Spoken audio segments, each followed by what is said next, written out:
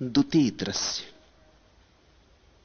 भगवान के श्रावक अनाथ पिंडक सेठ की लड़की चूल सुभद्रा का विवाह उग्र नगरवासी उग्गत सेठ के पुत्र से हुआ था। उग्गत सेठ मिथ्या दृष्टि था। वह पाखंडियों का आदर करता था। धर्म में नहीं, चमत्कारों में उसकी श्रद्धा थी। सो मदारियों और जादूगरों और धूर्तों का उसके घर में बड़ा सम्मान था। इन तरह तरह के ढोंगियों के आने पर वह चूल सुभद्रा को भी उन्हें प्रणाम करने के लिए कहता था। वह सम्यक दृष्टि युवती इन तथाकथित साधुओं, संतों और महात्माओं के पास जाने में झिझकती थी और किसी न किसी तरह टाल जाती थी। जिसने बुद्ध के चरणों में सिर रखा हो, फिर हर किसी के चरणों में सिर रखना कठिन हो जाता है। और इसमें कुछ आश्चर्य भी नहीं। जिसने कोहिनूर जाना हो, फिर उसे कंकड़ पत्थर नहीं लुभा सकते। लेकिन उसका यह व्यवहार उसके ससुर को कष्टकर होने लगा। उसके पति को भी कष्टकर होने लगा, उसकी सास को भी कष्टकर होने लगा। वो सारा परिवार ही पाखंडियों के जाल में था। उनके अहंकार को चोट लगती थी। उन्हें यह बात ही बहुत कष्टकर मालूम होती थी कि उनके महात्मा पाखंडी हैं। यह बात उनके बर्दाश्त के बाहर होने लगी। एक दिन वह आग बबूला हो उठा और क्रोध में सुभद्रा से बोला, तू सदा हमारे साधुओं का अनादर करती, सो बुला अपने बुद्ध को और अपने साधुओं को। हम भी तो उन्हें देखें क्या चमत्कार है उनमें, और देखें क्या रिद्धियां सिद्धियां हैं। चूल सुभद्रा ने ससुर की ऐसी बात सुनकर जेतवन की ओर प्रणाम करके आनंद आंसुओं से भरी हुई आंखों से कहा, बनते, कल के लिए 500 भिक्षुओं के साथ मेरा भोजन स्वीकार करें। मुझे भुला तो नहीं दिया है ना, और मेरी आवाज तो आप तक पहुंचती है ना। मैं हूं चूल सुभद्रा।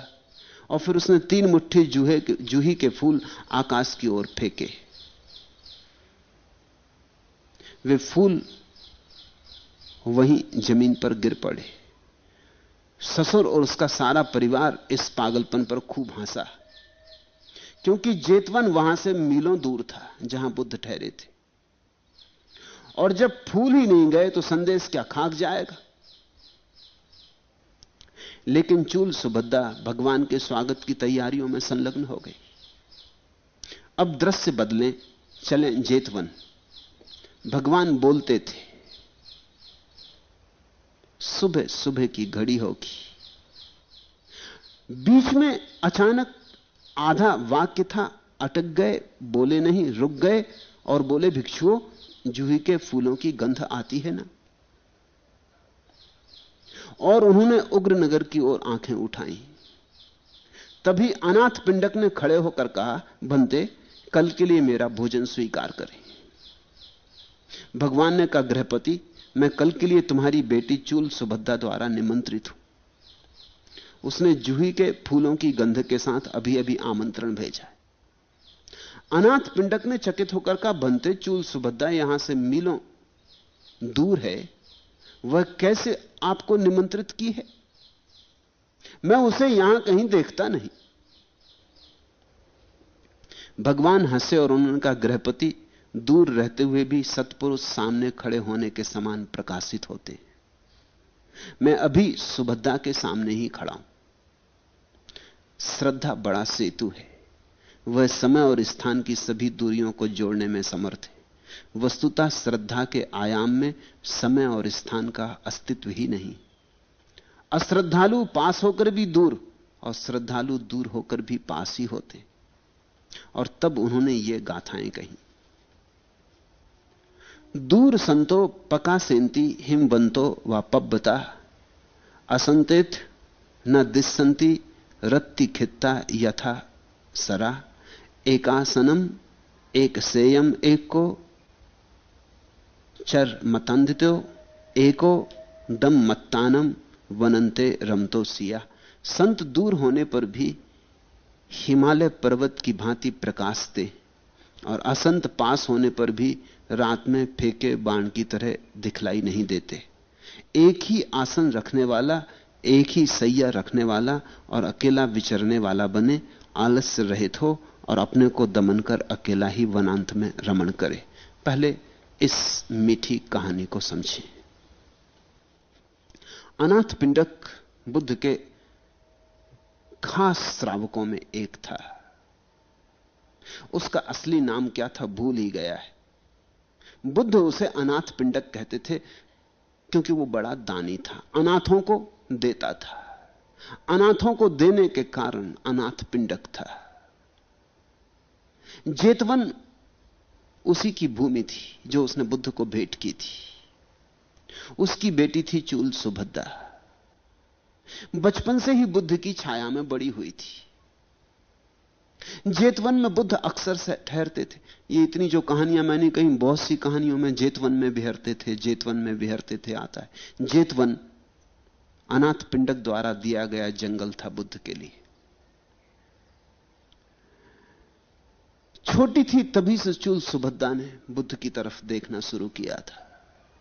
सौभाग्यशाली थी, धन्यभागी थी, क्योंकि जिन्हें बचपन से बुद्ध पुरुषों का साथ मिल जाए उससे बड़ी और कोई बात नहीं। क्योंकि बच्चों के हृदय होते सरल, उन पर छाप जल्दी पड़ती, गहरी पड़ती। जितनी देर होती जाती उतनी मुश्किल होती जाती, उतनी जटिलता हो जाती। बड़े होकर और हजार बातें बाधा बन जाती। बच्चे के सामने कोई बाधा नहीं होती। बच्चे तो एक अर्थ में बुद्ध के निकटतम होते हैं। उन्हें मौका मिल जाए तो उनकी वीणा तो जल्दी बजने लगती। उन्हें मौका मिल जाए तो उनका ध्यान तो जल्दी लगने लगता है। मौके की ही बात है। चूल सुभद्रा सौभाग्यशाली थी। अनाथ पिंडक बुद्ध का दीवाना श्रावक था। बुद्ध के पीछे पागल होकर घूमता था, जहां बुद्ध जाते वहीं जाता था, और अक्सर बुद्ध उसकी भूमि में निवास करते थे। तो चूल सुभद्रा बचपन से ही बुद्ध की वाणी पर पली थी। दूध के साथ ही उसने बुद्ध का स्मरण भी पिया था। फिर उसका विवाह हुआ। जिसके यहां विवाह हुआ उग्गत सेठ के पुत्र से, उग्र नगरवासी, उसकी बुद्ध में कोई श्रद्धा ना थी। उसने बुद्ध को कभी देखा भी ना था। उसकी श्रद्धा तो चमत्कारों में थी। तो बाजीगर, जादूगर, मदारी, कोई स्थूल बातें दिखलाएं, इसमें उसकी श्रद्धा थी। उसके घर में ऐसे पाखंडियों की कतार लगी रहती थी। वो चूल सुभद्रा को भी स्वभावता कहता था कि हमारे गुरु आए, उनके चरण छुओ। चूल सुभद्रा मुश्किल में पड़ती होगी, इंकार भी नहीं करना चाहती थी। और जिसने बुद्ध के चरण छुए हों, कथा कहती, अब हर किसी के चरण छूना कठिन हो जाता है। जिसने बुद्ध को देखा हो फिर और कोई सूरत मन नहीं भाती। जिसने बुद्ध से थोड़ी सी भी संगति बांध ली हो, कोहिनूर मिल गया। अब कंकड़ पत्थरों को कोई कितना ही प्रशंसा करे, कितनी ही स्तुति करे, तो भी उसकी पहचानने वाली आंखें अब कंकड़ पत्थरों के लोभ में नहीं पड़ सकती। वो हंसती होगी, मन ही मन में कुछ कहती भी ना थी, घूंघट मार लेती होगी कि कोई ताबीज निकाल के दे रहा है हवा से, कोई राख गिरा रहा है, सब मदारी। इनके जीवन में नहीं कोई बुद्धत्व की किरण है, नहीं कोई शांति है, नहीं कोई आनंद है, नहीं कोई समाधि है। लेकिन धीरे धीरे यह बात ससुर को अखरने लगी। अक्सर अखरता है। तुम्हारे गुरु को कोई न माने तो अखरता है, कष्ट होता है। क्योंकि तुम्हारे गुरु के साथ तुम्हारा अहंकार जुड़ गया होता है। तुम्हारा गुरु का मतलब यह, तुम्हारा गुरु ठीक तो तुम ठीक, अगर तुम्हारा गुरु गलत तो फिर तुम भी गलत।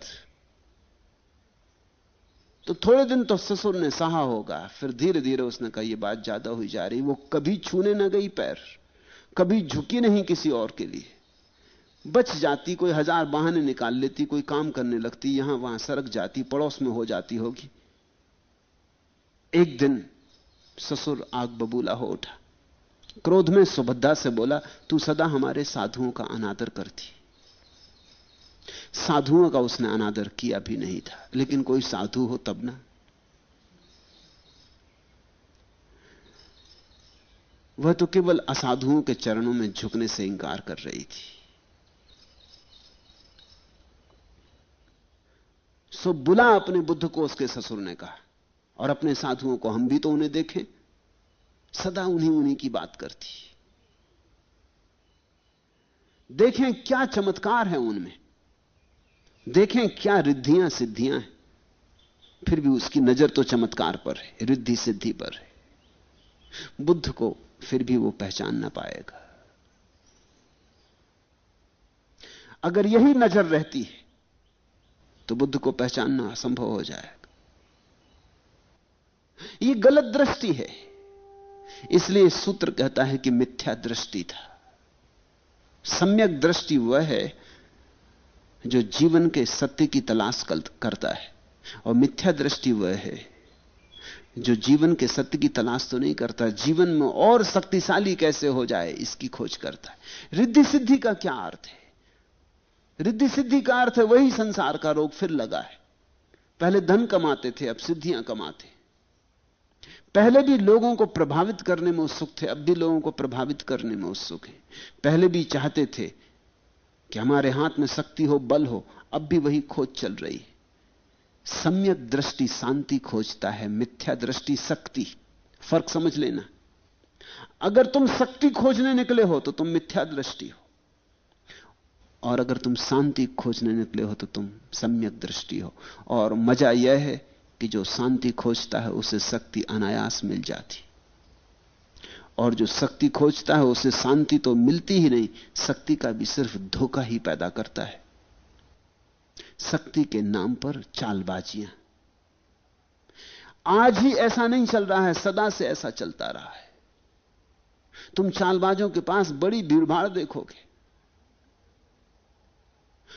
और कुछ क्षुद्र बातों के लिए भीड़भाड़ चलती है। कोई के हाथ से राख गिरती है और लाखों लोग इकट्ठे हो जाएंगे। अब राख के गिरने से भी क्या होता है?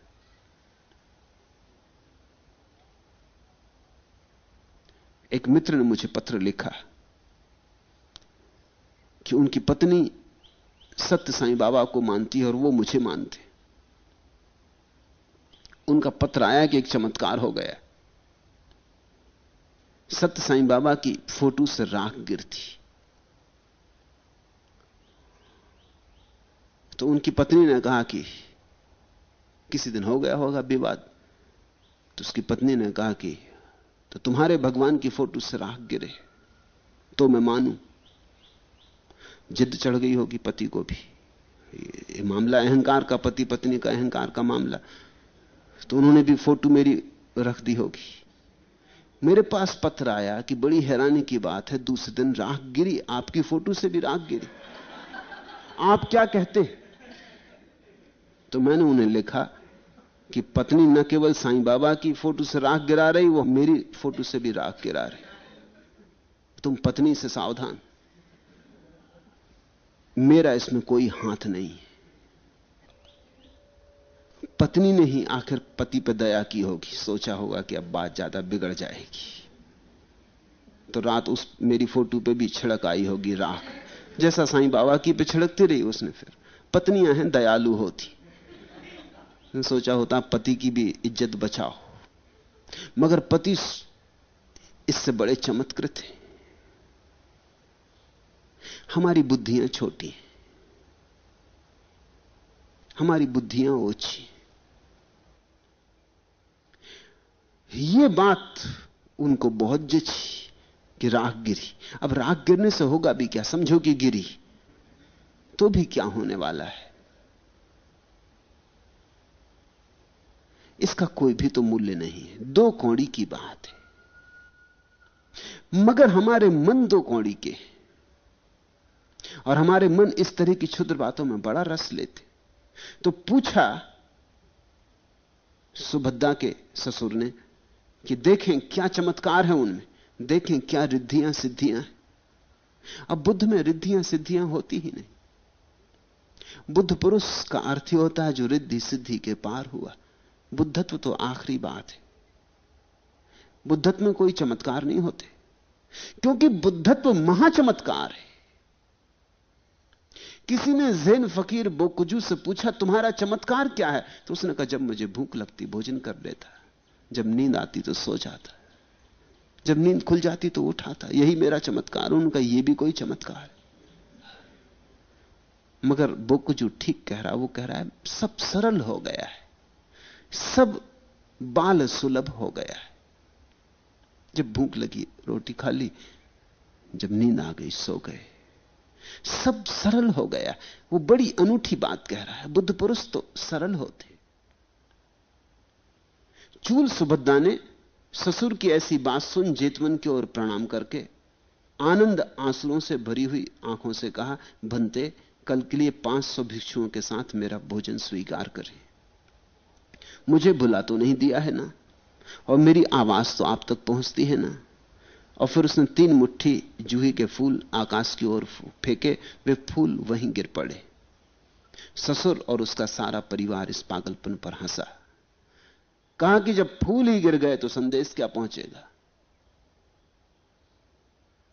सोचा होगा उन्होंने फूल फेंके तो फूल जाएंगे आकाश के मार्ग से, जाएंगे बुद्ध को संदेश लेकर। अगर यह घटना घटी होती तो वो भाग के बुद्ध के चरणों में खुद गए होते।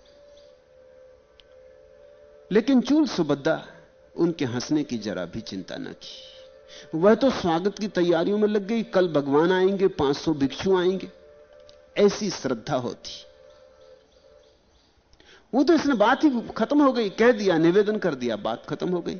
अब और क्या करने को है। वो तैयारी में लग गई।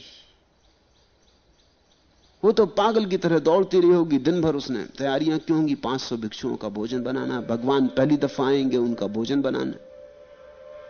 अब दृश्य बदले, चलें जेतवन। भगवान बोलते थे, अचानक बीच में रुक गए और बोले, भिक्षुओं जूही के फूलों की गंध आती है। शायद किसी को भी ना आई हो, शायद सिर्फ बुद्ध को ही आई हो, क्योंकि कहानी कुछ कहती नहीं कि किसी ने कहा कि हां हमें भी आती। और उन्होंने उग्रनगर की ओर आंखें उठाई। तभी अनाथ पिंडक ने खड़े होकर कहा, चूल सुभद्दा के पिता ने, वो उसका गांव था, बनते कल के लिए मेरा भोजन स्वीकार करें। बुद्ध ने कहा, क्षमा करो गृहपति, मैं निमंत्रण स्वीकार कर चुका। तुम्हारी बेटी चूल सुभद्दा का निमंत्रण मैंने स्वीकार कर लिया। कल तो मुझे वहां जाना होगा। उसने जूही के फूलों की गंध के साथ अभी अभी आमंत्रण भेजा है। तुम्हें गंध नहीं मालूम होती? कैसी जूही के फूलों की गंध चारों तरफ भर गई, शायद उसे भी गंध का पता न चला हो। अनाथ पिंडक ने चकित होकर कहा, बनते चूल सुभद्दा यहां से मीलों दूर, वह कैसे आपको निमंत्रित किए? तो भगवान ने कहा, गृहपति दूर रहते हुए भी सत्पुरुष सामने खड़े होने के समान प्रकट होते, प्रकाशित होते। मैं अभी सुभद्रा के सामने ही खड़ा हूं। श्रद्धा बड़ा सेतु है, वह समय और स्थान की सभी दूरियों को जोड़ देता है। वस्तुतः श्रद्धा के आयाम में समय स्थान का अस्तित्व होता ही नहीं। अश्रद्धालु पास होकर भी दूर और श्रद्धालु दूर होकर भी पास होते। देखा अभी अभी वज्जी पुत्र की कथा हमने पढ़ी, वो पास था और दूर था। और अब हम पढ़ते कथा सुभद्दा की, दूर है और पास है। तब उन्होंने ये सूत्र कहे थे। सूत्र के पहले 3 बातें जो मैंने इस कहानी में फर्क की हैं वो तुम्हें निवेदन कर दूं। पहली बात, कथा कहती है कि उग्गत सेठ जिन श्रावक था वो महावीर का भक्त था। यह बात मैंने अलग कर दी, क्योंकि महावीर उतने ही चमत्कारों के पार हैं जितने बुद्ध। न बुद्ध ने कोई चमत्कार किए, न महावीर ने कोई चमत्कार किए। अगर कोई चमत्कार हुए हैं तो हुए हैं, किए किसी ने भी नहीं। इसलिए जिन्होंने कथा लिखी है शिष्यों में तो विवाद चलते ही रहते। बुद्ध के शिष्य और महावीर के शिष्य जगह जगह लड़ते थे, चौराहे चौराहों पर लड़ते थे। उनमें भारी विवाद थे, वो एक दूसरे की निंदा करते थे।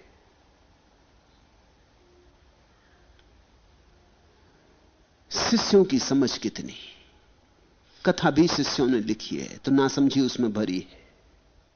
इसलिए मैंने महावीर का श्रावक था, सुभद्रा का ससुर, वह बात अलग कर दी।